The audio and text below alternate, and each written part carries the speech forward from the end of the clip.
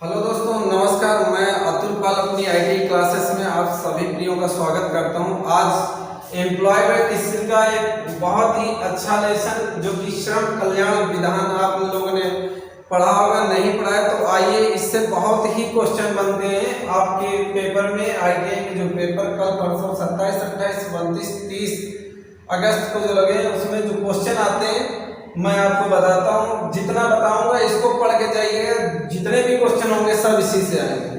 तो सबसे पहले मैं बात करता हूँ कारखाना अधिनियम 1948।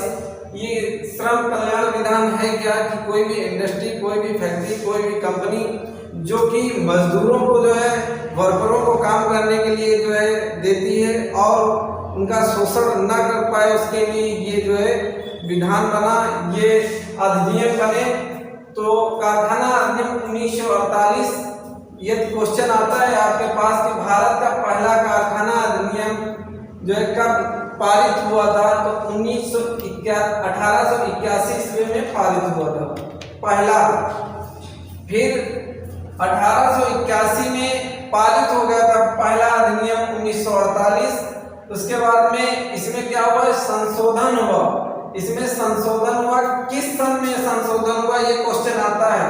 आप लोग नोट्स बना के लिख लीजिए कि 1891, 1911, 1922, 1934 और 1948 में इसमें क्या किया गया था? संशोधन किया गया था, बदलाव किया गया था। अब 23 सितंबर 1948 को कारखाना अधिनियम के रूप में पारित हुआ, यानी 23 सितंबर 1948 को जो है ये पारित हो गया था। दूसरा, और 1 अप्रैल 1949 को लागू हो गया था। तो आपको पता है पारित हो जाना मतलब होता है कि बन के तैयार हो जाना, और लागू हो जाना कि मतलब वो जो बन के तैयार हुआ है रूल, वो मेरा फॉलो होने लगा है पूर्ण रूप से। 1 अप्रैल 1949 को लागू हो गया था। अब आपसे क्वेश्चन पूछेगा कि कारखाना अधिनियम 1948 पहला कब बना, पारित हुआ था? तो 1881, और जो है लागू कब हुआ था? 1 अप्रैल 1949 को लागू हुआ था। अब देखिए, कर्मचारी राज्य बीमा अधिनियम 1948, इसका गठन कब हुआ था?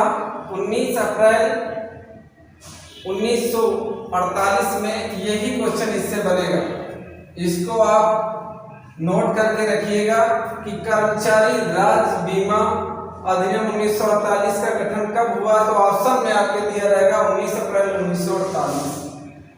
मजदूरी भुगतान अधिनियम 1936, इसे हम वेतन भुगतान अधिनियम के नाम से भी जानते हैं। मजदूरी भुगतान अधिनियम न दे करके वेतन भुगतान अधिनियम 1936 दिया हो तो यही है।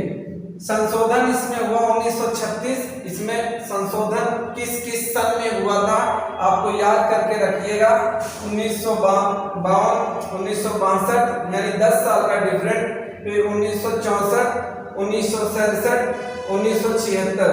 याद करने की ट्रिक क्या है? 1952 में 10 जोड़ के 62, फिर 2 बढ़ा दीजिए 64, 64 में 3 ऐड कर दीजिए तो 67, 67 का जस्ट अपोजिट जो है 76 यहाँ पे लिखा है, 2 डिजिट, ये दोनों एक दूसरे के अपोजिट हैं। 6 यहाँ 7 है, यहाँ पे 7 है और यहाँ पे 6 हो गया। तो ऐसे आप लोग इसको याद कर लीजिए। अब बात करते हैं कर्मचारी भविष्य निधि एवं कोष अधिनियम 1952। दोस्तों, ये वहां पर लागू होता है जहां पर 20 से अधिक श्रमिक कार्य करते हैं। ये वहां पे लागू होता है जहां पे 20 से अधिक श्रमिक कार्य करते हैं और 50 से कम श्रमिक कार्य करते हैं। वहां पे विद्युत की सप्लाई नहीं होगी तो लागू नहीं होगा, यानी कि 20 से अधिक श्रमिक कार्य कर रहे हैं और विद्युत की सप्लाई वहां पे है तो ये अधिनियम लागू होता है। यदि 20 से अधिक या 50 से कम श्रमिक कार्य कर रहे हैं पर वहां पे विद्युत की सप्लाई नहीं है तो ये अधिनियम लागू नहीं होता है।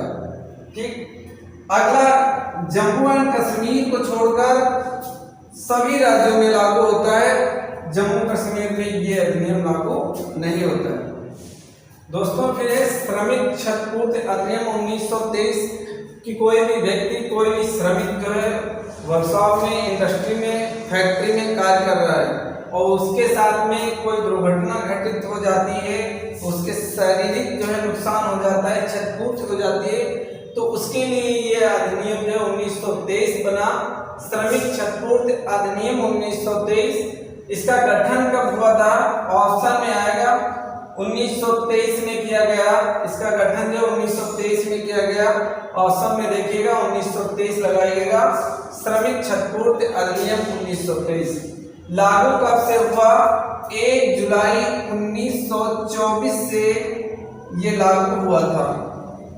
क्षतिपूर्ति, श्रमिक क्षतिपूर्ति स्थायी होती है, यानी कि ऐसा कोई श्रमिक है जिसका पैर कट गया हो या हाथ कट गया हो, यानी स्थायी क्षतिपूर्ति हुई हो, नुकसान हुआ हो, या 28 दिन तक वो हॉस्पिटल में भर्ती रहा हो, तो उसके लिए जो इंडस्ट्री होती है वो इस अधिनियम के तहत 5,48,000 रुपये देती है।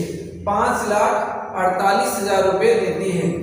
यदि श्रमिक क्षतिपूर्ति अस्थायी रूप से हुई है, यानी कि कोई पैर नहीं कटा, ऐसे हल्की सी चोट आई है, या 3 दिन तक चिकित्सा में भर्ती रहा है, हॉस्पिटलाइज रहा है, तो कोई रुपये नहीं मिलते उसके लिए। यदि श्रमिक की मृत्यु हो जाती है क्षतिपूर्ति में, यदि श्रमिक की मृत्यु हो जाती है, ऐसा हादसा हो जाता है, तो 4,56,000 रुपये दिए जाते हैं। इसके बाद में औद्योगिक विवाद अधिनियम 1947, केंद्र सरकार द्वारा 1 मार्च 1947 को औद्योगिक विवाद अधिनियम पारित किया गया। कब? 1 मार्च 1947 को जो है औद्योगिक विवाद अधिनियम पारित किया गया। इसका उद्देश्य औद्योगिक शांति एवं सद्भाव बनाए रखना, इसका जो उद्देश्य था वो इंडस्ट्री में शांति और सद्भाव बनाए रखना था। अब अगला जो है दोस्तों, फिर श्रम संघ अधिनियम 1926, यह एक केंद्रीय विधान है। ये अधिनियम एक केंद्रीय विधान है जो 1 जून 1927 को लागू हुआ था। 1 जून 1927 क्वेश्चन आएगा कि श्रम संघ अधिनियम 1926 कब लागू हुआ था? ऑप्शन में दिया होगा 1 जून 1927। आपको इसे ही टिक करिएगा, लिख लीजिए। बहुत ही अच्छे इंपॉर्टेंट क्वेश्चन है और इस लेसन से जो क्वेश्चन आएंगे, जितना मैंने लिखाया है इसी में से क्वेश्चन आएंगे।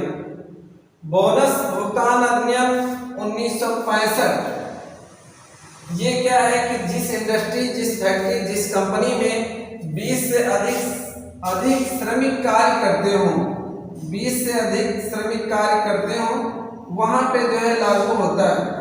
20 से कम होंगे तो लागू नहीं होगा। 20 से अधिक श्रमिक कार्य करते हो, वहां पर बोनस भुगतान अधिनियम, यानी कि जो वर्कर हैं, जो श्रमिक हैं, उनको बोनस दिया जाता है। और वो कितने प्रतिशत दिया जाता है? 8.33% दिया जाता है। तो दोस्तों इस क्वेश्चन को जो है आप लोग नोट करिए और लिखिए, याद करिए। आपके पेपर में इनमें से क्वेश्चन बहुत ही फंसेंगे। अगला वीडियो ऑब्जेक्टिव को मैं इसी लेसन का लेके आऊंगा। मैं पहले थ्योरी बताना चाहा कि आप लोग कुछ समझ जाएं, उसके बाद ऑब्जेक्टिव पढ़िएगा। Thank you so much.